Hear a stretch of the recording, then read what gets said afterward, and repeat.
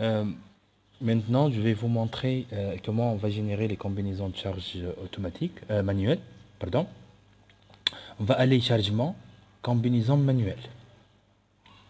Bien sûr, avant de commencer cette étape-là, on doit vérifier dans Outils, préférences de la tâche, la norme choisie pour les pondérations. Dans Charge, pondération, on va choisir le code 3, puisqu'il s'agit bien d'un projet en charpente métallique. Je reviens, chargement, combinaison manuelle, et je vais nommer ça combinaison état limite ultime numéro 1. Bien sûr, toujours n'oubliez pas les cas de charge. Dans notre cas, 3 charges permanentes, une charge d'entretien et les actions du vent. Je vais générer la première combinaison état limite ultime 1.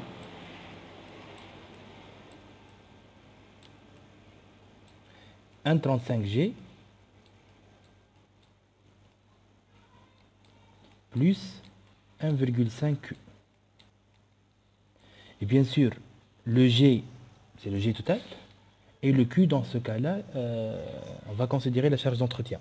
Bien sûr, l'objectif, c'est de vous montrer comment on va générer les combinaisons de charge. Après, vous pouvez préparer toutes les combinaisons et vous avez saisi ça manuellement. Donc, je vais sélectionner toutes les charges permanentes avec contrôle. Dans coefficient, je vais mettre 1,35 puisque c'est une action défavorable pour la charge d'entretien. C'est 1,35 à côté de G. Et la charge d'entretien avec un coefficient égal à 1,5.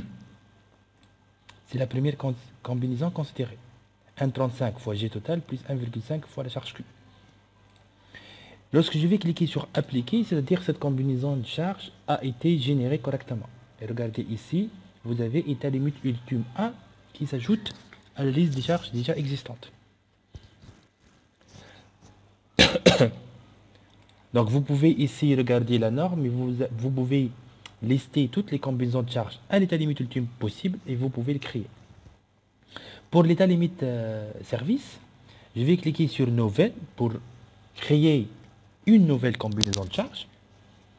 Et je vais nommer ça état limite service 1. Et dans la combinaison état limite service 1, il s'agit bien de G plus Q uniquement. C'est ça la combinaison à l'état limite service. Je reviens ici, je vais sélectionner les charges permanentes avec un coefficient égal à 1 et je vais sélectionner la charge d'entretien avec un coefficient égal à 1. Et je vais cliquer sur appliquer. La deuxième combinaison a été générée. Donc, avec la même façon, vous pouvez générer toutes les combinaisons de charges, quel que soit à l'état limite ultime ou bien à l'état limite service possible.